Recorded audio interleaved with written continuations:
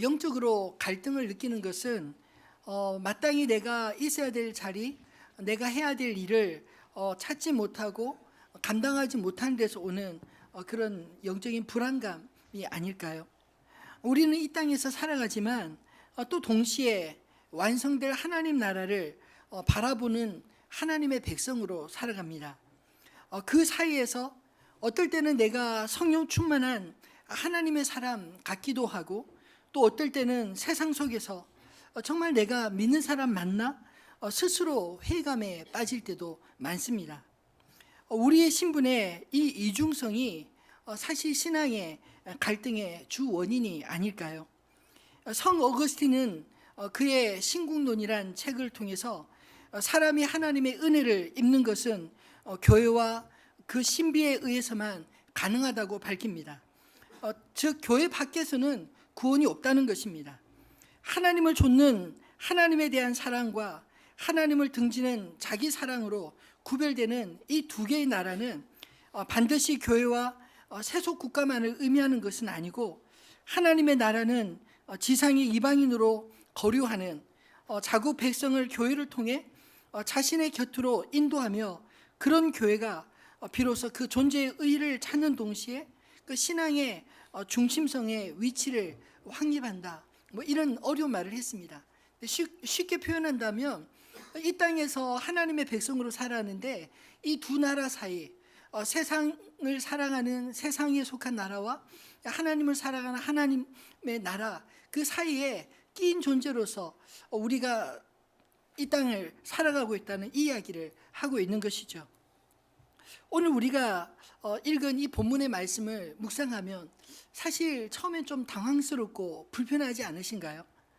왜냐하면 오늘 우리가 살아가는 민주주의의 관점으로 본다면 마치 요셉이 굉장히 나쁜 사람처럼, 모든 백성을 착취하는 그런 사람처럼 보일 수 있기 때문입니다.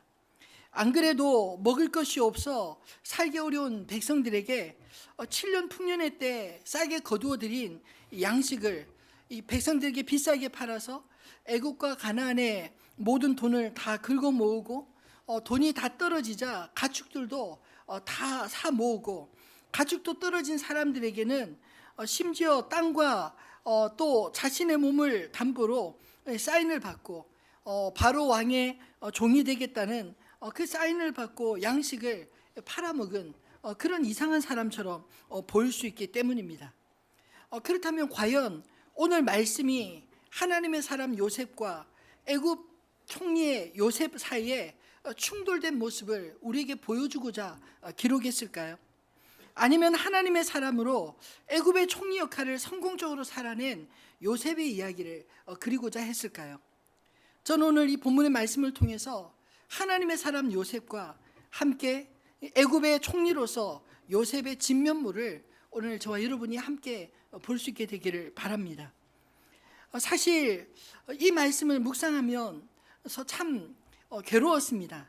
왜냐하면 어떻게 읽으면 앞에서 제가 설명한 것처럼 가난한 그 애굽 백성들의 그 모든 돈과 가축과 심지어 땅과 몸까지 다 사버린, 그리고 왕 앞에는 좋을지 모르지만 백성들의 고열을 받는 그런 사람처럼 보이기 딱 좋은 이런 본문인데, 이걸 어떻게 설명을 해야 할까? 도대체 하나님의 사람 요셉이 왜 이런 일을 했을까? 그것도 성경에 이렇게 구체적으로 기록한 것을 보면 하나님께서 요셉의 행위를 기록으로 남긴 이유가 있을 텐데 그게 뭘까? 이런 질문들을 계속 갖게 되었습니다. 그러다가 문득 생각해 보니, 만약 요셉이 그 시대에 그 자리에 그 애굽의 총리에 있지 않았더라면 어떻게 되었을까 하는 생각을 다시 한번 자문해 보았습니다. 그리고 또 만약 요셉이 양식을 그 창고에, 그 애굽의 창고에 많이 쌓아두고도 그 양식을 백성들에게 팔지 않았다면 어떻게 되었을까? 이 두 가지 사실을 다시 한번 곰곰이 생각해 보았습니다. 아마도 요셉이 그 자리에 그 애굽의 총리로 없었다면 애굽은 7년 풍년 동안 그 풍년의 의미를 깨닫지 못한 채 풍족하게 쓰고, 그리고 7년의 대기근 동안 바로왕 애굽 왕 바로가 꾼 꿈대로 아마 애굽은 7년 대기근으로 망하고 말지 않았을까요? 그리고 요셉이 그 7년의 풍년 동안 쌓아둔 많은 양식을 비축해 두었다 할지라도 그냥 백성들에게 무료로 제공해 주었다면 아마 그 많은 양식을 가지고도 7년 버티기 힘들었을 것입니다. 왜냐하면 공짜는 결코 아끼지 않고 받아도 별로 고마움을 못 느끼고 부족하면 계속 달라고 쪼르는 그런 습관이 있지 않습니까? 그나마 비싼 값에 팔았기 때문에 그 백성들이 조금씩 아껴 먹어 7년을 간신히 버텨낼 수 있었던 것 아니었을까요? 제가 말씀을 묵상하면서 오늘 이 주제와 이 제목을 어떻게 잡을까 하다가 요셉의 두 번째 미션이라는 제목으로 잡았습니다. 아마도 요셉의 첫 번째 미션은 하나님의 사람 요셉으로서 이 땅의 하나님 나라의 분신인 이스라엘 백성들, 즉 그의 가족들을 기근으로부터 안전하게 보호하고 애굽의 고센 땅으로 이주시켜 생육하고 번성하게 만드는 작은 가족 공동체에서 민족 공동체로 세우는 그 기초를 다지는 것이 아마도 첫 번째 미션이 아니었을까요? 그 미션은 우리가 지난주에 살펴본 것처럼 성실하게 잘 완수되었습니다. 그렇다면 요셉의 두 번째 미션은 무엇이었을까요? 이 요셉도 역시 이 땅에 발을 딛고 살아가는 사람으로서 애굽의 총리로 부름받고 애굽 왕국과 그리고 그 백성들을 기근으로부터 보호하는 것, 이것이 바로 요셉의 두 번째 미션이 아니었을까요? 요셉은 애굽의 총리로서 임명되었을 때 그에게 두 가지 사명이 주어졌습니다. 첫 번째 사명은 애굽 왕국의 안정과 번영을 이루도록 부름받았다는 것입니다. 여러분, 바로 왕이 요셉을 애굽 총리로 세운 이유가 무엇이겠습니까? 이 요셉은 사실 애굽인도 아니었지 않습니까? 또 정상적인 귀족 청년도 아니었습니다. 종이었고 그리고 감옥에 있었던 죄수 출신이었는데 이 바로 왕이 이 요셉을 그토록 총회에서 애굽의 총리로 만든 것은 특별한 이유가 있지 않나요? 우리가 잘 알고 있는 것처럼 바로 왕이 꾼 꿈을 아무도 해석해 주는 이가 없었지만 요셉은 그 꿈을 해몽해 줄 뿐만 아니라 그 문제를 해결할 방법까지도 분명하게 제시한 사람이었습니다. 한번 생각해 보았습니다. 만약 그 꿈을 어떻게 안다 할지라도 아마 요셉 아니었다면 그 사람들이 7년 대풍년 동안 우리가 어떻게 할까, 7년 대기근 동안 어떻게 할까 회의만 하다가 아마 골든타임 풍년 7년을 넘겨버리지 않았을까요? 여러분, 국가에서 뭔가 일을 하다 보면 맨날 이게 옳다 저게 옳다 저렇게 가자 이렇게 가자 이렇게 시간 낭비하다가 정작 중요한 골든타임을 놓칠 때가 정책적으로 얼마나 많은지 모릅니다. 그런데 요셉을 만나보니까 이 바로왕뿐만 아니라 모든 신하가 인정할 수밖에 없이 이 요셉이 꿈을 잘 해석할 뿐만 아니라 이 바로왕이 걱정하던 그 애굽의 미래 문제를 해결할 방법까지도 분명하게 제시하고 또 보여주었기 때문에 그 자리에 있는 모든 사람들이 이 요셉을 인정하고 믿고 그리고 애굽을 다스릴 총리로 세운 것 아닌가요? 아마 바로왕 편에서는 이 요셉에게 그 위기를 안전하게 넘어가는 것, 그 정도로 목표를 세웠을지도 모릅니다. 그 정도만 잘해도 요셉을 세운 보람이 있지 않겠습니까? 근데 요셉은 그보다 한 걸음 더 나아가서 애굽이 당면한 그 기근의 위기를 통해서 오히려 애굽이 지속적인 번영을 이룰 수 있는 그런 구조 조정 계획까지 가지고 있었던 것 같습니다. 오늘 본문의 내용이 바로 그런 내용인 것입니다. 애굽의 토지법과 세법을 세워서 국가 주도로 계획 경제를 할 수 있는 이 안정적인 세수를 확보해 놓았기 때문입니다. 그러기 위해 7년 풍년을 통해 모아둔 양식을 7년 기근 동안 조금씩 나누어 판 것입니다. 여러분, 아무리 많은 양식을 쌓아두어도 사실 7년이라는 시간을 버텨야 된다는 그런 철저한 계산과 철저한 계획이 없었다면 곳간이 비는 건 순식간에 시간 문제지 않았을까요? 그래서 무분별하게 나눠주는 방법을 택하기보다 필요한 사람들에게 필요한 만큼 사갈 수 있도록 팔았던 것 같습니다. 처음에는 돈을 받고 팔았고, 그리고 돈이 다 떨어진 사람들에게는 가축을 받고 팔았습니다. 그리고 가축도 다 떨어진 사람에게는 토지를 받고 팔고, 팔 땅도 없는 사람은 바로를 위해 종이 되기로 서약하고 양식을 받아갔습니다. 그 다음부터는 한번 생각해 보십시오. 왕의 종이면 왕이 다 책임지는 거 아닙니까? 적어도 그 땅에 아사로 죽는 사람이 생기지 않도록 모든 백성들을 그렇게 이끌어갔던 것 아니었을까요? 이렇게 7년 기간 동안 애굽의 모든 돈과 가축들, 그리고 토지와 백성들의 종의 명부까지 모두 바로 왕에게 가져갔습니다. 사실 애굽을 강력한 왕권 국가로 만든 그 기초를 놓은 사람이 오늘 본문의 요셉이 아니었을까요? 요셉이 왜 이런 일을 했을까요? 아마도 가장 어려운 때에 억울한 죄수의 몸에서 이 바로왕이 자신을 건져주고 또 자신을 인정해서 총리로 맡겨준 왕에 대한 충성의 마음도 분명 한몫을 했을 것입니다. 그렇지만 인간적인 의리를 위해 하나님의 사람들이 오늘 성경에 기록된 이런 이 모든 일들을 했을 거라는 생각은 들지 않습니다.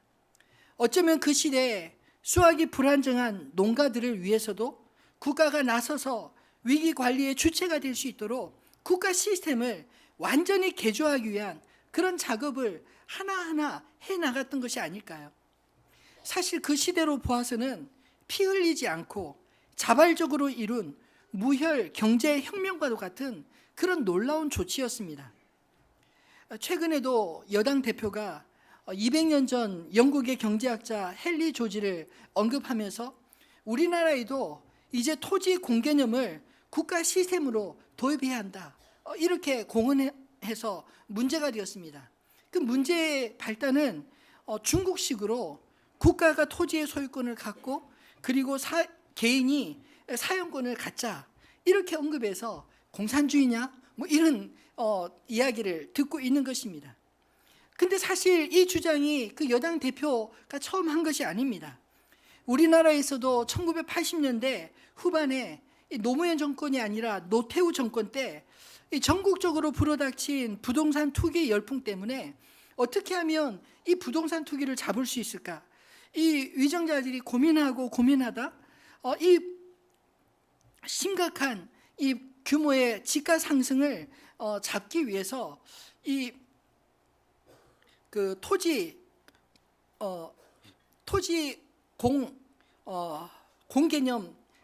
공개념을 도입하자고 하였습니다.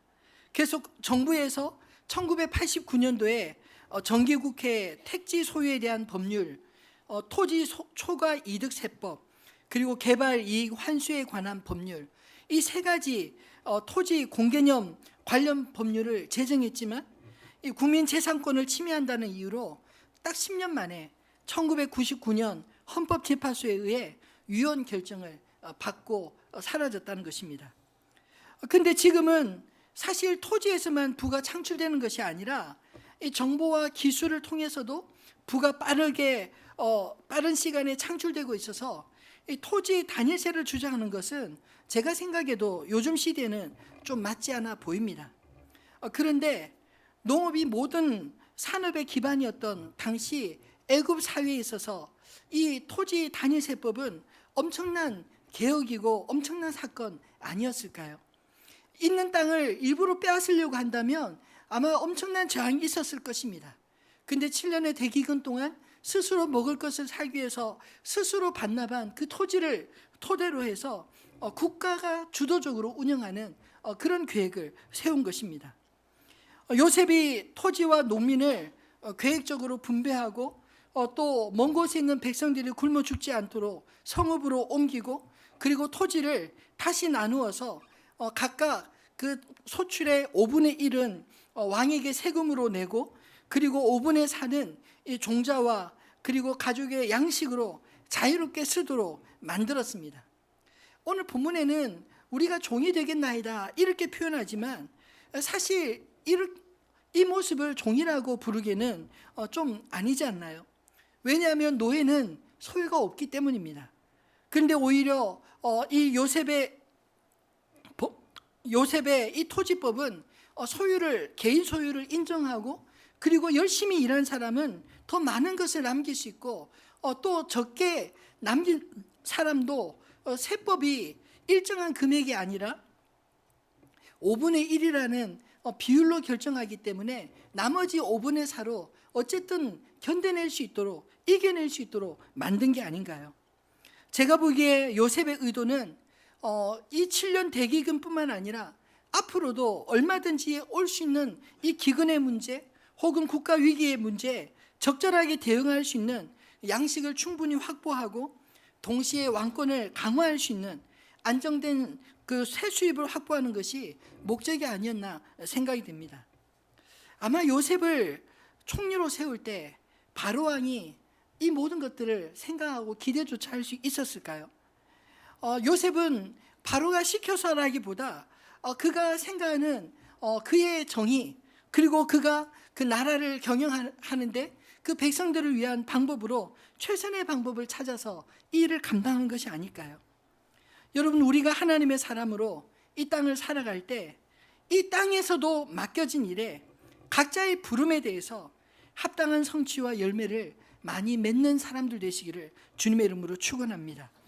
사실 세상 일도 하나님의 관점으로 보면 하나님의 일이 될 수 있음을 요셉이 우리에게 보여주고 있는 것 아닐까요? 두 번째로, 총리로서 이 요셉에게 주어진 또 하나의 사명은 백성들을 보호하고 살 길을 찾아주는 것이었습니다. 오늘 본문에 대한 보편적인 오해는 이 본문이 착취가 아닌가 생각할 수 있지 않나요? 마치 병 주고 약 주는 것처럼 말입니다. 저 또한 본문을 묵상하면서 왜 이렇게 했을까 처음에 이해가 되지 않고 또 이것을 어떻게 풀어가야 될지 참 감당이 안 되었습니다. 그런데 오늘 본문의 분위기를 자세히 살펴보면 요셉에 대해서 백성들이 원망하고 불평하기보다는 오히려 고마워하고 생명의 은인으로 여기는 그런 분위기가 오늘 본문의 팽배한 분위기가 아닌가요? 처음에 돈으로 양식을 사가다가 떨어져 그래도 살 길을 달라 방법을 구했을 때 가축으로 양식을 바꾸어 줍니다. 그리고 가축까지 떨어졌을 때는 백성들이 스스로 이 요셉에게 찾아와서 토지와 자기 몸을 저당 잡아 양식과 파종할 그 종자를 달라고 오히려 요청하지 않습니까? 오늘 본문 속에서 요셉이 백성들을 강제한 그런 내용은 찾아볼 수 없습니다. 그래서 오히려 이 스스로 백성들이 우리가 바로의 종이 되겠다 이렇게 말한 것이 아닐까요? 그 시대에 스스로 지킬 수 없었던 애굽 백성들을 위해 요셉이 국가적으로 그들에게 필요한 양식을 물론 공짜는 아니었지만 적절하게 제공하고 생존할 수 있을 만큼 공급해 그들을 다 살게 주었기 때문입니다. 여러분, 우리가 성경을 읽을 때 그 시대의 눈으로 먼저 읽어야 합니다. 그 시대가 아닌 지금 우리의 관점으로 읽으려고 하면 이해되지 않는 부분들이 참 많습니다. 만약 요셉이 없었다면 아마 애굽 백성들은 풍년에는 아낌없이 쓰고 기근에는 손도 못 대고 먹을 것 찾아 헤매다 아사하는 사람들 태반인 그런 지경에 빠지지 않았을까요?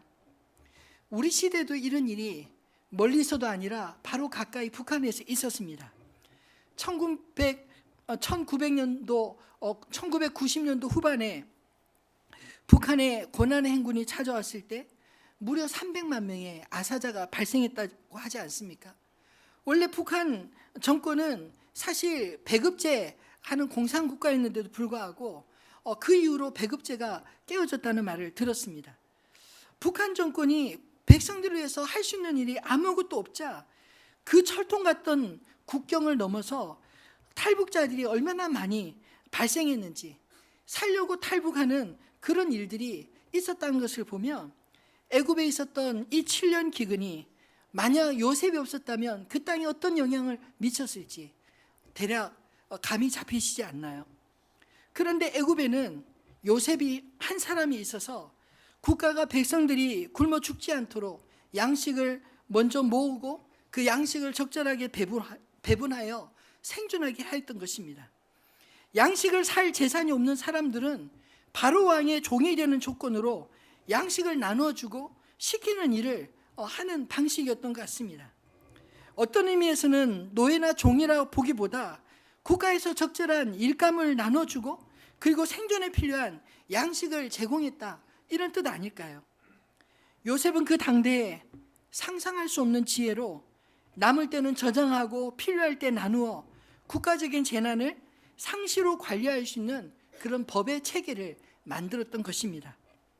사실 5분의 1이라는 세금의 규모가 클 수도 있지만 전체 수확량의 5분의 4를 자기 몫으로 안정적으로 보장했다는 것, 이것이 인상적이지 않습니까?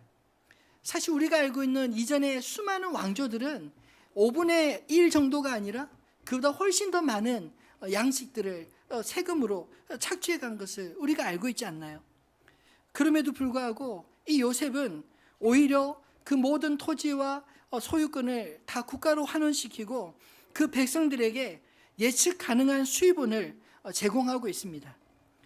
일정한 금액이 아닌 자기 수익의 비율로 정산해서 열심히 일한 자는 일한 만큼, 부족하면 부족한 대로 자기에게 정해진 세금을 내고 그 나머지로 살 수 있는 안정된 그런 생활을 유지하게 했다는 것이죠. 그것도 못 낼 형편이었다면 바로왕의 종이 된 이상 여러분 그냥 죽도록 내버려 두었을까요? 왕국에 저축한 것으로 먹여 살리고 무슨 일이라도 할 수 있게 살 길을 내어주지 않았겠습니까? 그래서 7년 대기근 동안 애굽에 죽는 사람이 있었다고 기록하지 않고, 그리고 어쨌든 그들이 생존하고 그리고 그들이 앞으로 살 길을 찾게 되었다, 이렇게 말씀하고 있는 것입니다.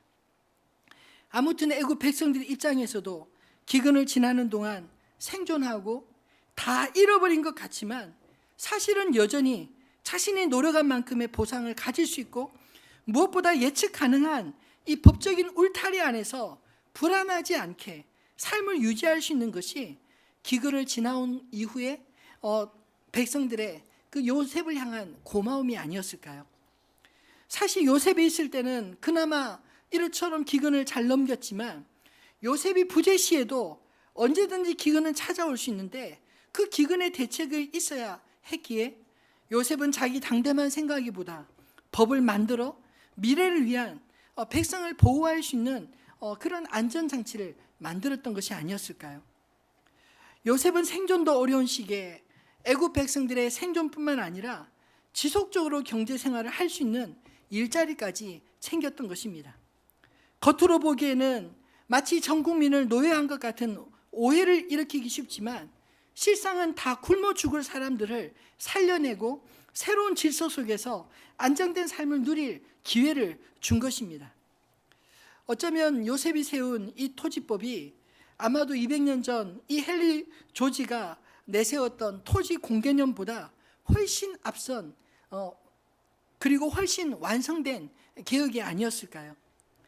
헨리 조지는 토지의 사유화로 인한 이 뿌리 깊은 불평등으로 빈부의 격차가 심해지는 것을 막기 위해서 이론을 토대를 세우기만 했지만 실상 그의 세대는 그런 세상을 보지 못한 인물이었습니다. 그러나 요셉은 기근으로 굶주린 백성들에게 양식을 팔아서 얻은 토지를 국가가 소유하고 각자 수고한 대로 80%의 수확을 안정적으로 보장하는 토지개혁법, 그리고 토지 단일세법을 완성한 것입니다. 농업 기반 사회에서 이 토지 공개념의 가치는 지금으로부터 4,000년 전에 이 개념으로 본다면 놀라울 정도로 앞선 통찰력과 지혜를 우리가 성경 속에 볼 수 있는 게 아닐까요? 그래서 사실 성경에 보면 세상 돌아가는 이치를 알 수 있고 그리고 답을 찾을 수 있는 것입니다. 요셉은 자기에게 주어진 직무를 바탕으로 이 7년 대기근의 위기를 극복하고 애굽의 미래를 예측 가능한 그런 사회로 만들었습니다. 여러분, 우리가 이 땅에서 무슨 일을 하든지 이 땅에 하나님의 지혜로 풀어간다면 얼마든지 이 땅의 위기를 기회로 만들 수 있다는 사실을 기억하시기를 바랍니다. 그리고 위기를 기회로 만들어내는 그런 하나님의 종들이, 하나님의 인재들이 되시기를 주님의 이름으로 축원합니다. 말씀을 맺겠습니다. 여러분, 하나님의 사람은 세상 속에서도 역시 하나님의 사람이라는 사실을 잊지 마시기를 바랍니다. 오늘 성경 이야기를 기록한 이유가 무엇이겠습니까?